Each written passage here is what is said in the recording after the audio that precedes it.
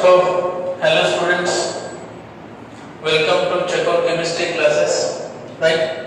So, today's our topic is chemical properties of aldehyde and ketones, lecture number 10. So, already we have studied in previous classes preparation physical properties of aldehyde, okay? So today discuss about the chemical properties of aldehyde and ketones. आज आपने को chemical properties of aldehyde and ketones study करना है. तो generally chemical properties study करने के पहले थोड़ा सा information होना जरूरी है. तो chemical properties means बोले तो internal composition change होना, मतलब aldehyde ketone को दूसरे compound में convert करना है. तो किस टाइप के रिएक्शन हो सकते हैं, मतलब उससे पहले थोड़ा सा aldehyde ketone के बारे में, स्ट्रक्चर के बारे में ऑलरेडी प्रीवियस क्लासेस में स्टडी कर चुके हैं आप, फिर भी एक बार रिवाइज कर लेंगे. तो जनरली देखो, सपोज C डबल बॉन्ड हो और इधर अगर यहाँ अल्काइल ग्रुप है तो यहाँ पर हाइड्रोजन या फिर अल्किल ग्रुप कुछ भी लगा लो. अगर हाइड्रोजन होता है तो aldehyde और अल्किल ग्रुप होता है तो कीटोन्स. तो जनरली ये जो अनसैचुरेटेड कंपाउंड, मतलब C डबल बॉन्ड रहने की वजह से ये ग्रुप जो है वो कार्बोनिल ग्रुप अनसैचुरेटेड है. तो जनरली एडिशन रिएक्शंस होने चाहिए, मतलब किसी भी अनसैचुरेटेड ग्रुप या फिर अनसैचुरेटेड कंपाउंड हो तो वहां पे जनरली एडिशन रिएक्शंस ही होते हैं, एक्सेप्ट एरोमेटिक कंपाउंड उसका अलग केस है. तो यहाँ पे C डबल बॉन्ड जो ग्रुप है ये कार्बोनिल ग्रुप पोलर है. पोलर होने के वजह से aldehyde and ketones both have same functional group. Aldehyde and ketones both have same functional group. So इसके वजह से यहाँ पे aldehyde और कीटोन में होने वाले रिएक्शंस कौन से बोले तो न्यूक्लियोफिलिक एडिशन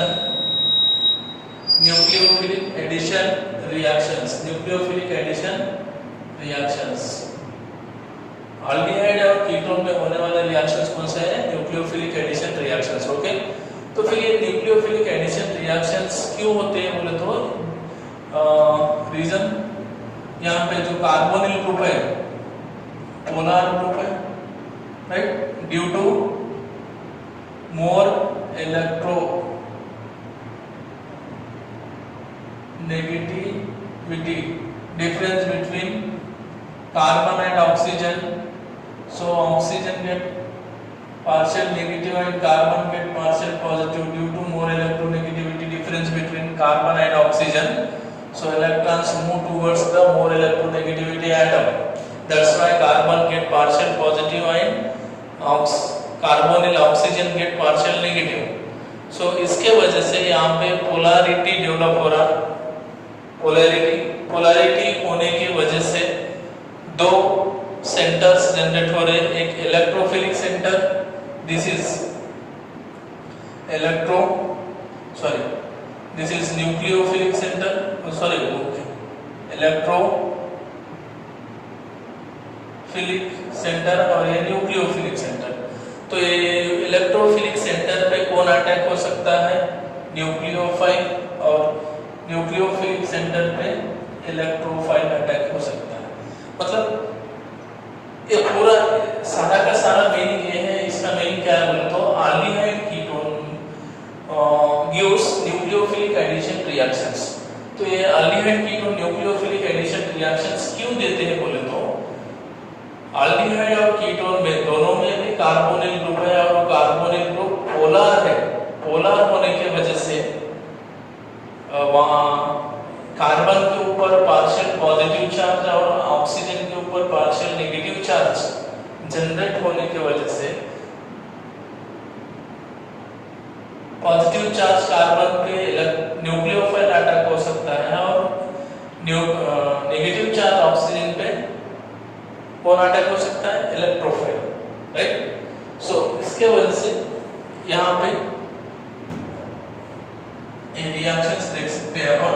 तो जनरली देखो एक बार यहाँ पे लिख दिया मैंने थोड़ा सा, मतलब chemical properties of aldehyde and ketones. Aldehyde and ketones undergo nucleophilic addition reactions, right?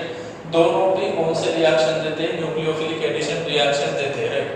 तो फिर उनका मैकेनिज्म देखेंगे, mechanism of nucleophilic addition reactions. तो ये देखो जनरल स्ट्रक्चर का C डबल बॉन्ड हो R या फिर कौन सा ग्रुप लगा लीजिए इधर, हाँ? तो ये दोनों की इलेक्ट्रोनेगेटिविटी डिफरेंस होने की वजह से electrons move towards oxygen, electrons इधर मूव होते हैं ऑक्सीजन की तरफ, तो ऑक्सीजन पे पार्शियल नेगेटिव चार्ज और कार्बोनिल कार्बन पे पार्शियल पॉजिटिव चार्ज आता है। तो उस टाइम इसके ऊपर नेगेटिव, इसके ऊपर पॉजिटिव, तो न्यूक्लियोफाइल स्लोली अटैक होता है किसके ऊपर? कार्बोनिल कार्बन के ऊपर। और ये जो स्टेप होता है अटैकिंग ऑफ न्यूक्लियोफाइल और कार्बोनिल कार्बन, ये स्लो स्टेप होता है, राइट? और स्लो स्टेप होता है, स्लो स्टेप होने की वजह से यहाँ पे मैंने लिखा देखो nucleophile attacks electrophilic carbon atom of the polar carbonyl group, this is polar carbonyl group, from a direction approximately perpendicular to the plane of sp2 hybridized orbital of carbonyl carbon। मतलब इसका मीनिंग ऐसा है, suppose ये group है और ये ऐसा है और यहाँ पे एक न्यूक्लियोफाइल है, राइट? तो अभी ये प्लेनर स्ट्रक्चर है कार्बोनिल कंपाउंड का, ये एल्डिहाइड कीटोन प्लेनर स्ट्रक्चर है। तो अभी परपेंडिकुलर डायरेक्शन मतलब ये इलेक्ट्रॉन्स इधर ट्रांसफर होते हैं तो इसके ऊपर पार्शियल नेगेटिव चार्ज आना शुरू हो जाता, उसी टाइम को इधर से परपेंडिकुलर, मतलब ये ऐसा है और न्यूक्लियोफाइल इधर से है, परपेंडिकुलर डायरेक्शन में न्यूक्लियोफाइल अटैक होता है किसके ऊपर? कार्बोनिल कार्बन के ऊपर। तो फिर क्या फॉर्म होता? Tetrahedral intermediate. देखो ना, यहाँ से न्यूक्लियोफाइल अटैक हो गया, ये देखो nucleophile perpendicular to the plane of sp2 hybridized orbital of carbonyl carbon, ये परपेंडिकुलर डायरेक्शन में न्यूक्लियोफाइल अटैक हो गया। फिर अटैक होने के बाद, राइट, अभी इस कार्बन का हाइब्रिडाइजेशन बिफोर अटैक, इसका हाइब्रिडाइजेशन sp2 था, अभी इसका हाइब्रिडाइजेशन क्या हो गया? sp3 हो गया, राइट? मतलब न्यूक्लियोफाइल अटैक होने के पहले कार्बोनिल कार्बन का हाइब्रिडाइजेशन sp2 था, after attacking nucleophile tetrahedral intermediate form हो गया और उसमें कार्बोनिल कार्बन का हाइब्रिडाइजेशन क्या है? sp3। मतलब sp2 hybridisation also convert into sp3 इसमें, राइट? बाद में ये इंटरमीडिएट टेट्राहेड्रल इंटरमीडिएट क्या करेगा बोले तो सॉल्यूशन में, मतलब जहां पर अपन रिएक्शन करें उसी सॉल्यूशन में से इलेक्ट्रोफाइल या फिर प्रोटॉन एक्सेप्ट करके एडिशन प्रोडक्ट फॉर्म कर लेगा, राइट?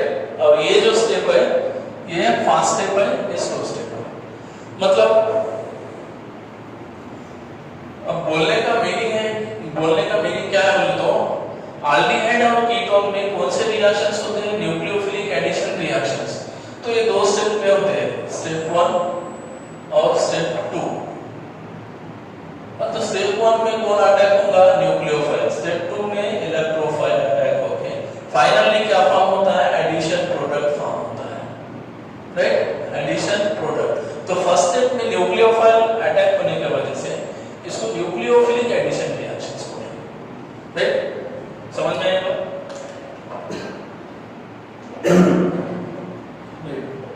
न्यूक्लियोफिलिक एडिशन रिएक्शंस बोल रहे हैं, ये हो गया, राइट? तो ये कंसेप्ट है, मतलब आपको किसी भी एल्डिहाइड लिया, सपोज आपने ऐसा ले लिया CH3, इधर H, इधर एसिटाल्डिहाइड लिया, एसिटाल्डिहाइड प्लस, अब आप कुछ भी एक न्यूक्लियोफाइल ले लो तो ये इलेक्ट्रॉन्स इधर ट्रांसफर हो जा रहे हैं, तो इसके ऊपर पार्शियल पॉजिटिव आएंगे तो ये न्यूक्लियोफाइल इसके ऊपर अटैक, CH CH3CH, न्यूक्लियोफाइल, इधर क्या आया O माइनस। ये हो गया तुम्हारा स्टेप, स्लो स्टेप, राइट। बाद में सेकंड स्टेप क्या है, फास्ट स्टेप है, क्या होगा attack step, H plus attack होकर ये एडिशन प्रोडक्ट फॉर्म हो जाएगा। मतलब अब आपको क्या करना है, आल्डिहाइड हो या फिर कीटोन हो, कार्बोनिल कार्बन के ऊपर न्यूक्लियोफाइल को अटैक करना है और कार्बोनिल ऑक्सीजन के ऊपर तुमको इलेक्ट्रोफाइल को अटैक करना है, राइट। ये होगा। सो ये जनरल टॉपिक था अपना कि आल्डिहाइड कीटोन में रिएक्शंस कहां पे कैसे होते हैं।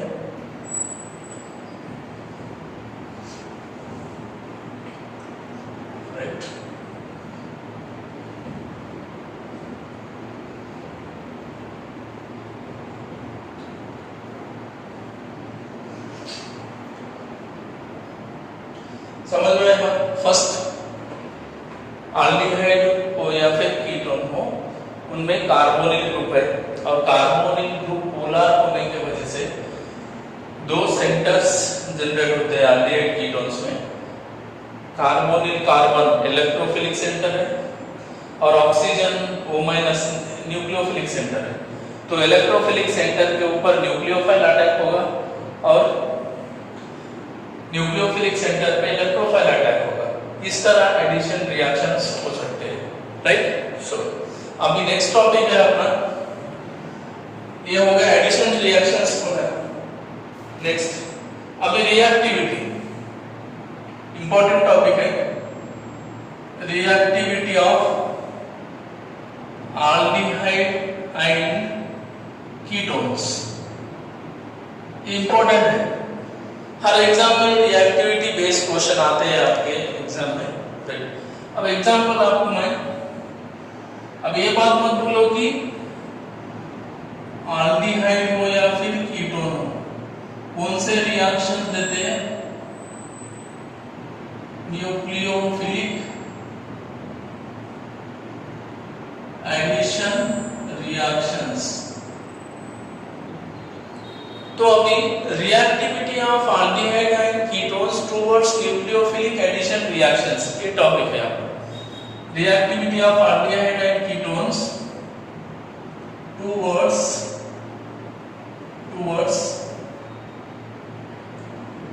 Nucleophilic addition reaction. हाँ, ये मेन है।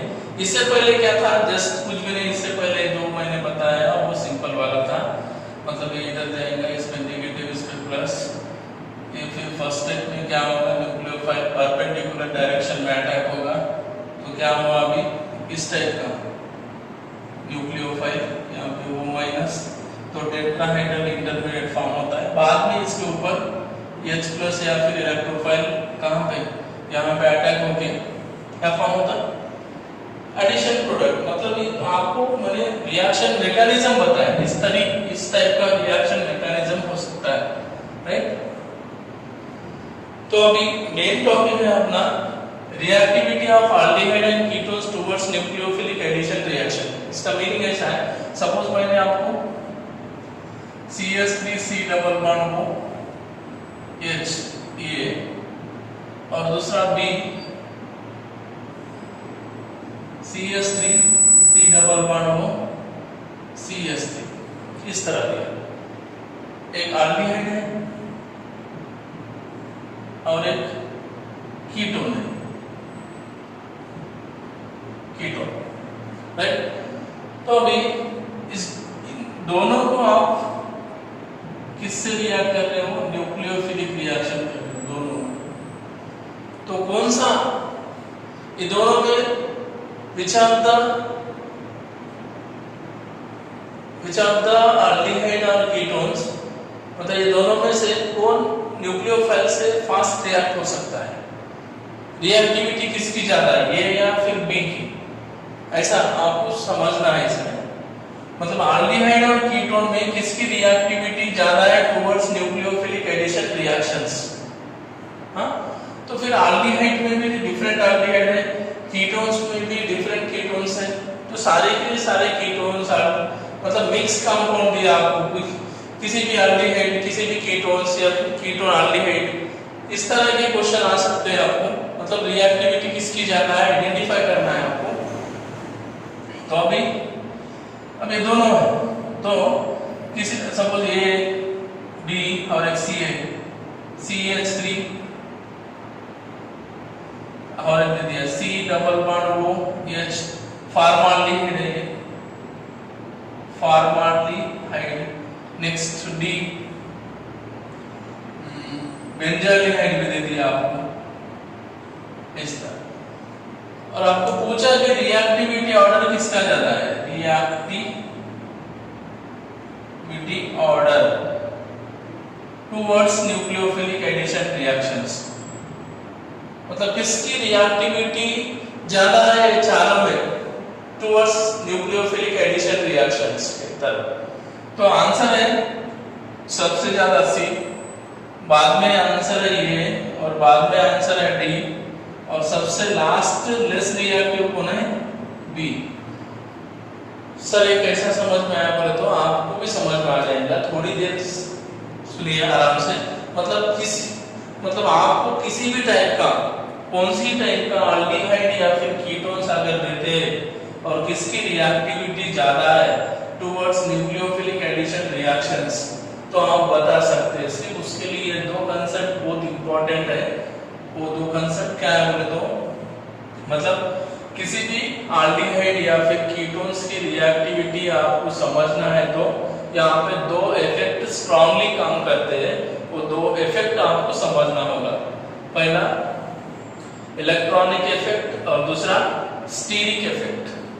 ये दो इफेक्ट की वजह से किसी भी एल्डिहाइड और कीटोन्स की रिएक्टिविटी आप आइडेंटिफाई कर सकते हो। तो पहले दो इफेक्ट देख लेंगे।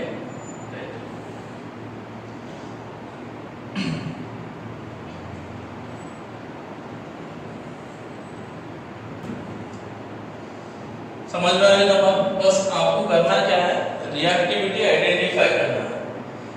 तो अभी आपको दो इफेक्ट लगते हैं। First electronic effect,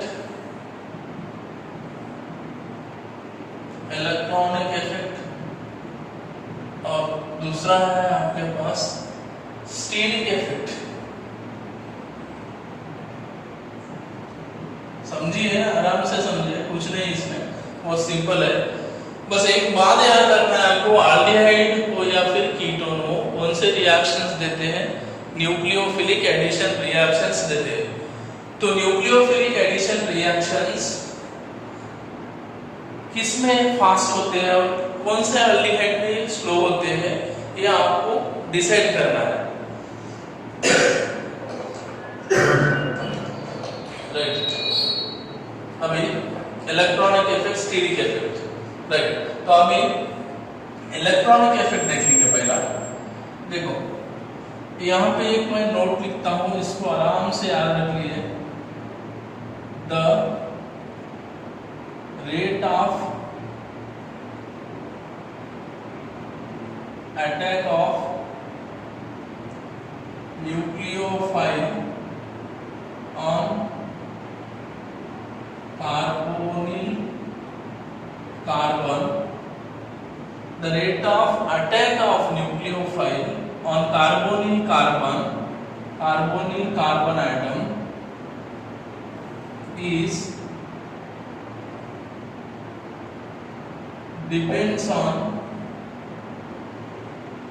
magnitude of positive charge on carbonyl carbon.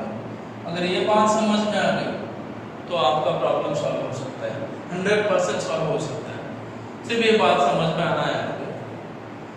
The rate of, मतलब न्यूक्लियोफाइल, रेट ऑफ न्यूक्लियोफाइल मतलब किस स्पीड से न्यूक्लियोफाइल कार्बोनिल कार्बन पे अटैक हो सकता है, वो किस पे डिपेंड होगा। The rate of attack of nucleophile on carbonyl carbon atom is depends on magnitude of positive charge on carbonyl carbon. देखो एक बात पक्का आपको पता है, एल्डिहाइड हो या फिर कीटोन हो तो इस कार्बन के ऊपर क्या कौन सा चार्ज जनरेट हो सकता है? Positive, right. आपको क्या करना है, इसके ऊपर नेगेटिव। तो अभी समझिए बात को, इसके ऊपर, इस कार्बोनिल कार्बन के ऊपर, राइट, क्या लिख रहा हूं, सो पॉजिटिव चार्ज जितना ज्यादा रहेगा, मतलब यहां पे पॉजिटिव चार्ज जितना ज्यादा रहेगा इसके ऊपर, तो उतने जल्दी न्यूक्लियोफाइल उसके ऊपर अटैक हो सकता है। समझ में आ रही बात? इलेक्ट्रॉनिक इफेक्ट बता रहा हूं मैं आपको, दूसरा बैलेंस है। पहला ये बात समझिए, इलेक्ट्रॉनिक इफेक्ट मींस सिंपल है, कार्बोनिल कार्बन के ऊपर पॉजिटिव चार्ज अगर इंक्रीज होता है तो न्यूक्लियोफाइल इजीली और फास्ट अटैक होता है उसके ऊपर। समझा ना? ये बात समझ में आई, राइट? तो यहाँ ये नोट कर लीजिए आप, the rate of attack of nucleophile on carbonyl carbon atom is depends on magnitude of positive charge on carbonyl carbon, right? तो फिर अब इसके ऊपर एक सवाल, अब आपके पास दो कंपाउंड दिए मैंने, ACH3 C डबल बॉन्ड, ठीक है, इसी टाइप में लिखेंगे अपन, इधर CH3 है और इधर AH डबल बॉन्ड, एसिटाल्डिहाइड है ये, CH3 CH और B C double bond OH, इस तरह फॉर्माल्डिहाइड, तो इसको आप इस तरह में लिख सकते हैं, H, राइट। अब देखिए, अब दोनों में भी कार्बोनिल कार्बन, राइट, तो ये इलेक्ट्रॉन्स इधर मूव होते हैं तो इसके ऊपर नेगेटिव और इसके ऊपर पॉजिटिव चार्ज, सेम थिंग यहाँ पर भी इसी तरह, इसके ऊपर नेगेटिव और इसके ऊपर पॉजिटिव चार्ज जनरेट हुआ, राइट। बट आप इस डायरेक्शन में आगे, इसको ऐसा लिख लीजिए, आपको समझ में आता जल्दी से, राइट। तो अभी इस कार्बन के ऊपर कौन सा चार्ज है? Positive charge. तो दोनों केसेस में एसिटाल्डिहाइड और फॉर्माल्डिहाइड में इधर जो ग्रुप दिख रहा है आपको, ये अल्काइल ग्रुप है CH3, ये कौन सा इफेक्ट शो करता है? प्लस का इफेक्ट। इलेक्ट्रॉन डोनेटिंग ग्रुप है, ये कौन सा है? Electron donating group. तो ये क्या करेगा? अंदर से ही अंदर इलेक्ट्रॉन्स डोनेट करेगा, किसको? कार्बोनिल कार्बन को ये ग्रुप इलेक्ट्रॉन डोनेट कर रहा है। अगर ये मिथाइल ग्रुप कार्बोनिल कार्बन को इलेक्ट्रॉन डोनेट करता है तो ये जो पॉजिटिव चार्ज है क्या होता है? डिक्रीज होता है, राइट। तो इस केस में ऐसा हो रहा, पर यहाँ पे दो क्या है, ये हाइड्रोजन से, हाइड्रोजन से इलेक्ट्रॉन डोनेटिंग ग्रुप नहीं है और विड्राइंग भी नहीं है, मतलब वो कुछ देने वाले नहीं है।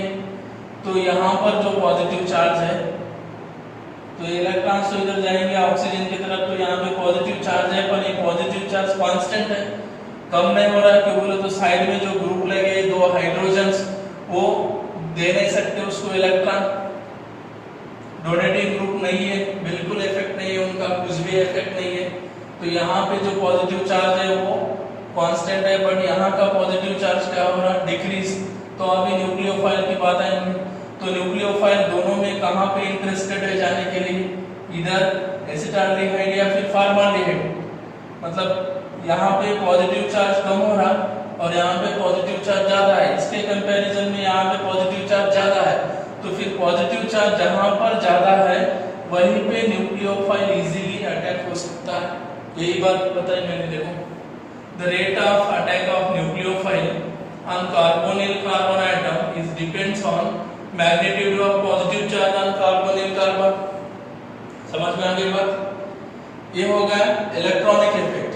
मतलब सिंपल में आपको याद रखना है नंबर ऑफ अल्किल ग्रुप अगर इंक्रीज होते हैं, हाँ, अल्किल ग्रुप छोटा हो या बड़ा हो, methyl, ethyl, propyl, isopropyl, isobutyl, मतलब अल्किल ग्रुप साइज या फिर लेंथ उसकी इंक्रीज होती है तो इलेक्ट्रॉन डोनेटिंग कैपेसिटी भी ज्यादा है, तो फिर magnitude of positive charge on carbonyl carbon क्या होता है, डिक्रीज होता है। डिक्रीज होने की वजह से न्यूक्लियोफाइल अटैक हो नहीं सकता जल्दी, राइट। तो ये इलेक्ट्रॉनिक इफेक्ट में देखना है आपको, राइट। समझ में अभी आपको एसिटाल्डिहाइड और फॉर्माल्डिहाइड में मोर रिएक्टिव कौन लग रहा है? Formaldehyde more reactive towards nucleophilic addition reactions than acetaldehyde. Okay, ये बात समझ में आ गई, राइट, हो गया थोड़ा है। अभी स्टीरिक इफेक्ट का क्या रोल है बोले तो, स्टीरिक इफेक्ट का क्या रोल है बोले तो यहां पर अभी एक क्वेश्चन लेके करेंगे, C double bond O H acetaldehyde, ये वाला केस, और दूसरा B C double bond CS, इसका नाम है एसीटोन, राइट। अब दोनों के ऊपर आपको किसको अटैक करना है? न्यूक्लियोफाइल को अटैक करना है। तो ये इलेक्ट्रॉन सीधे ट्रांसफर हो जाएंगे, इसके ऊपर माइनस, इसके ऊपर प्लस, सेम यहाँ पर भी माइनस और यहाँ पर प्लस, राइट, माइनस प्लस, समझ में आ रही बात? एसिटाल्डिहाइड है, एसीटोन है और यहाँ न्यूक्लियोफाइल है, राइट। अभी ये जो न्यूक्लियोफाइल है किस पे फास्ट अटैक हो सकता है? एसिटाल्डिहाइड या फिर एसीटोन। तो यहां पर देखे थे आपने इलेक्ट्रॉनिक इफेक्ट, यहां पर आपको दोनों इफेक्ट ये भी देखना है और यहां पर स्टीरिक इफेक्ट भी देखना है। स्टीरिक इफेक्ट का मीनिंग पहले मैं बता देता आपको। देखो भाई, सिंपल है, C डबल बॉन्ड O, इधर एक ग्रुप है, इधर एक ग्रुप है। अब वो ग्रुप को छोड़ो, कौन से ग्रुप है उस पे मत जाओ, इधर समझो अभी यहां पर एक बल्कि ग्रुप है यहां पर, और इधर भी बल्कि ग्रुप है।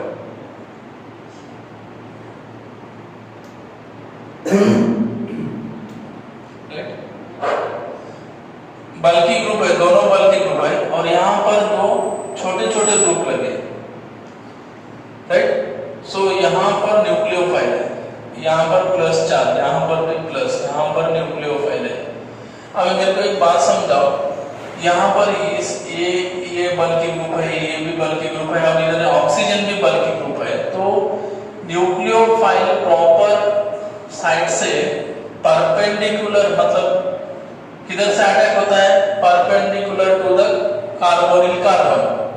तो फिर इस साइड से अटैक होने के लिए न्यूक्लियोफाइल को प्लेस सफिशिएंट स्पेस प्रोवाइड नहीं हो पा रहा, सफिशिएंट स्पेस प्रोवाइड नहीं हो पा रहा। क्यों बोले तो दोनों बल्कि ग्रुप की वजह से क्राउडिंग ज्यादा होने की वजह से न्यूक्लियोफाइल प्रॉपर अटैक हो नहीं सकता। बट यहाँ पे दो स्मॉल ग्रुप हुए, दो स्मॉल ग्रुप होने की वजह से crowding, steric effect, steric hindrance कम होने की वजह से न्यूक्लियोफाइल यहाँ पर इजीली अटैक हो सकता है। तो यही कंसेप्ट यहाँ पर आपको अप्लाई करना है। तो इधर देखिए, C डबल बॉन्ड O, इधर एक बल्कि ग्रुप है बट एक साइड स्मॉल ग्रुप है। एल्डिहाइड के केस में एक बल्कि ग्रुप है, एक साइड स्मॉल ग्रुप है। वही अगर कीटोन में जाते हैं आप, तो इस साइड भी बल्कि ग्रुप है और इस साइड भी बल्कि ग्रुप है, मतलब दोनों साइड ऐसे बड़े बड़े ग्रुप लगे। तो फिर न्यूक्लियोफाइल इजीली इस केस में अटैक हो सकता है या फिर इसके केस में अटैक हो सकता है। कौन से केसेस में?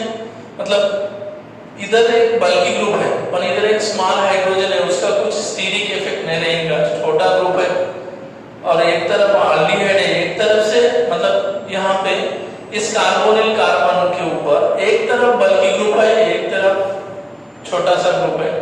तो न्यूक्लियोफाइल इजीली यहाँ पे अटैक हो सकता। बट कीटोन के केस में अगर देखते हैं तो दोनों बाजू में मतलब कार्बोनिल कार्बन के दोनों साइड बड़े बड़े बल्की ग्रुप होने की वजह से न्यूक्लियोफाइल इजीली अटैक हो नहीं सकता, राइट। तो इससे क्या पता चला आपको कि एल्डिहाइड्स की रिएक्टिविटी हमेशा कीटोन से ज्यादा है। फिर वो कौन से भी ले लो, aldehydes are more reactive than ketones. दो इफेक्ट पढ़ना है आपको, कुछ नहीं है, सिंपल है। अब सिंपल मैं आपको बता दूंगा।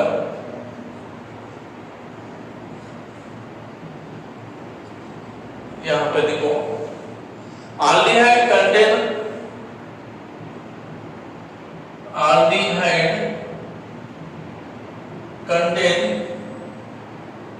Carbonyl group surrounded by alkyl or aryl group only from one side, right? However, ketones contain alkyl or aryl groups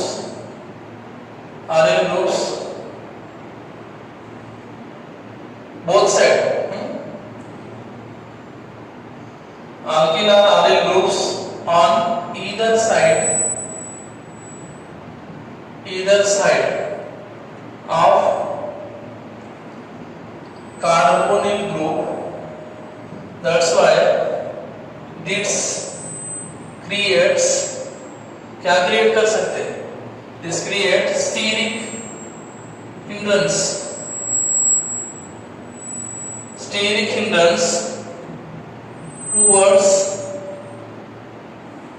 hindrance towards attack by nucleophile on the carbonyl carbon, right, carbonyl carbon. Simple वाला है यार, कुछ नहीं है। Aldehyde contains carbonyl group surrounded by alkyl और aryl group only from one side। मतलब aldehyde में अगर आप लेते हैं या फिर बेंजाल्डिहाइड लो, राइट, ये एल्डिहाइड है। एल्डिहाइड में कार्बोनिल कार्बन के एक साइड में ही बड़ा ग्रुप है, दूसरी साइड में छोटा ग्रुप है। तो न्यूक्लियोफाइल दूसरी साइड की मतलब इस साइड से आराम से अटैक हो सकता है एल्डिहाइड के केस में। वही कीटोन में अगर देखते हैं आप CH3 C डबल बॉन्ड को CH3 या फिर दो ऐसे बड़े बड़े रिंग लगा लो, बेंजीन रिंग, इस तरह। तो एल्डिहाइड में दोनों तरफ, कीटोन में कार्बोनिल कार्बन के दोनों साइड बड़े बड़े बल्की ग्रुप है, और यहाँ पर भी एरोमेटिक कीटोन में भी बड़े बड़े बल्की ग्रुप है कार्बोनिल कार्बन के सराउंडिंग। तो ये कार्बोनिल कार्बन के सराउंडिंग देखो, कीटोन्स कंटेन alkyl और aryl groups on either side of carbonyl, दो तरफ, दो साइड से बड़े बड़े ग्रुप होने की वजह से ये ग्रुप जो है क्या क्रिएट कर सकते हैं वहां पे, स्टीरिक हिंड्रेंस, रिपल्शन, क्राउडिंग। तो क्राउड ये दो बल्कि ग्रुप क्राउडिंग मतलब स्टीरिक हिंड्रेंस क्रिएट करने की वजह से न्यूक्लियोफाइल ये कार्बोनिल कार्बन पे अटैक हो नहीं सकता। तो इसके लिए aldehydes are more reactive than ketones, right, समझ में आई बात। Aldehydes are more reactive than ketones. और दूसरी बात, इलेक्ट्रॉनिक इफेक्ट। इलेक्ट्रॉनिक इफेक्ट का क्या रोल है, सिर्फ दो इफेक्ट देखना है भाई, न्यूक्लियोफाइल कार्बोनिल कार्बन की तरफ जाते समय स्टीरिक इफेक्ट है क्या, मतलब क्राउडिंग है क्या? अगर क्राउडिंग है तो न्यूक्लियोफाइल नहीं जा सकता, अगर क्राउडिंग कम है तो न्यूक्लियोफाइल इजीली अटैक हो सकता है। अब आप भी बाजार में या फिर मार्केट में अगर बहुत ही क्राउडेड एरिया है और उसमें से आपको जाना है तो आप क्या करते हैं कि आप देखते हैं, मतलब जिधर क्राउड कम है उधर से निकलने की कोशिश करते हैं आप, राइट? उसी तरह यहाँ पर भी न्यूक्लियोफाइल जिस तरफ क्राउडिंग कम है उस तरफ से इजीली अटैक हो सकता है। समझ में आ रही बात? और इलेक्ट्रॉनिक इफेक्ट बोले तो इसके लिए आपको याद रखना है इलेक्ट्रॉन डोनेटिंग ग्रुप्स। अगर electron donating groups carbonyl carbon के आजू बाजू में अगर लगते हैं तो पॉजिटिव चार्ज को डिक्रीज कर सकते हैं, और पॉजिटिव चार्ज डिक्रीज होने की वजह से उसके ऊपर भी न्यूक्लियोफाइल अटैक हो नहीं सकता, मतलब होता है पर स्लोली अटैक होता है, राइट?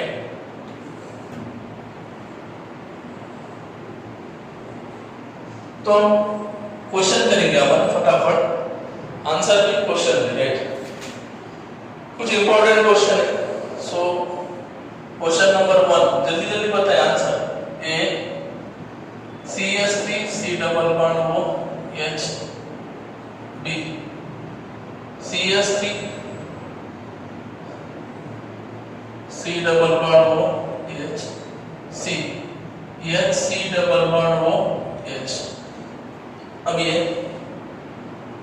रिएक्टिविटी ऑर्डर बताइए, मतलब ये तीनों में मोर रिएक्टिव कौन है? देखो भाई दोनों इफेक्ट करके बताना है आपको, स्टीरिक इफेक्ट भी देखना है और इलेक्ट्रॉनिक इफेक्ट भी देखना है। तो यहां पे एल्डिहाइड है, ये भी एल्डिहाइड है, ये भी एल्डिहाइड है, तो एल्डिहाइड है, एल्डिहाइड के केस में आप स्टीरिक इफेक्ट मत देखिए। क्यों क्यों बोले तो एक साइड से बल्कि ग्रुप है पर एक साइड से हाइड्रोजन होने की वजह से वहां पे स्टीरिक इफेक्ट का कोई रोल नहीं होता। अगर आपको क्वेश्चन में पूरे के पूरे एल्डिहाइड देते हैं तो वहां पे आप इलेक्ट्रॉनिक इफेक्ट देख लीजिए। तो यहाँ पे प्लस आई ग्रुप है, यहाँ पर ये भी प्लस आई और यहाँ पे कुछ भी नहीं, तो अभी इसके ऊपर प्लस और इसके ऊपर भी प्लस, इसके ऊपर भी प्लस, तो पॉजिटिव चार्ज कहां पे ज्यादा रहेगा? इस केस में पॉजिटिव चार्ज कार्बोनिल कार्बन पे पॉजिटिव चार्ज ज्यादा है, तो सबसे मोर रिएक्टिव कौन है? C। अब ये दोनों में डिसाइड कर लीजिए, यहाँ पर भी plus I effect means electron donating group है यहाँ पर इसके कंपैरिजन में ये जो डोनेटिंग ग्रुप है वो बड़ा है और ये ज्यादा डोनेट कर सकता है, तो इसके कंपैरिजन में इसकी रिएक्टिविटी ज्यादा है, तो ये होगा बाद में B। So this is the answer, right? So question number 2 next, अगर आपको ऐसा देता है CH3 C double bond O CH3 B,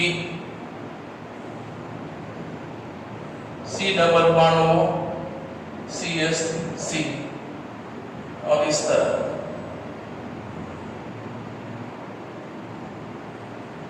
देता है, तो यहां पे दोनों इफेक्ट लगते हैं, दोनों इफेक्ट स्टीरिक और इलेक्ट्रॉनिक दोनों देखना है। तो इस तरफ प्लस आई इफेक्ट है, इस तरफ भी प्लस आई इफेक्ट है, और दोनों तरफ बल्कि ग्रुप है। यहां पर प्लस एम है और ये प्लस आई इफेक्ट है, ये प्लस एम इफेक्ट शो करता है, ये प्लस एम या फिर प्लस आर भी बोलो, यहाँ पर प्लस है, मेसोमेरिक इफेक्ट है, रेजोनेंस प्लस है। तो यहाँ पे एक बात याद रखो, मैंने इससे पहले ही बोला था, रेजोनेंस मतलब plus R is more dominant than plus I. कभी भी अगर दोनों इफेक्ट लगते हैं, इंडक्टिव इफेक्ट और मेसोमेरिक इफेक्ट, तो मेसोमेरिक इफेक्ट को प्रायोरिटी दीजिए। क्यों बोले तो मेसोमेरिक इफेक्ट डोमिनेट है किससे? इंडक्टिव इफेक्ट से ज्यादा। तो यहाँ पे दोनों इंडक्टिव, यहाँ पे मेसोमेरिक और इंडक्टिव, इधर दोनों मेसोमेरिक। तो यहाँ पे इस कार्बन के ऊपर इलेक्ट्रॉन डेंसिटी बहुत डिक्रीज हो सकती है, क्यों बोले तो दोनों तरफ से बल्की ग्रुप भी है और प्लस एम इफेक्ट भी लगा रहे हैं। तो यहाँ पे जो इलेक्ट्रॉन डेंसिटी है कार्बोनिल कार्बन में वो पूरी तरह कम हो जाएंगे, राइट। इसके कंपैरिजन में यहाँ पे थोड़ा कम है और यहाँ पे हाउ कम है, तो इसकी रिएक्टिविटी ए की बी से ज्यादा है और बी की सी से ज्यादा है, राइट। समझ में आई बात। तो इस तरह आपको किसी भी एल्डिहाइड और कीटोन्स की रिएक्टिविटी आइडेंटिफाई करना है। सिर्फ दो reason, steric effect, steric hindrance मतलब क्राउडिंग कम है तो न्यूक्लियोफाइल इजीली अटैक हो सकता है, एक बात। और दूसरी बात डोनेटिंग, इलेक्ट्रॉन डोनेटिंग ग्रुप बढ़ते हैं तो magnitude of positive charge on carbonyl carbon क्या होता है, डिक्रीज, और उसके वजह से रिएक्टिविटी भी डिक्रीज हो जाती है।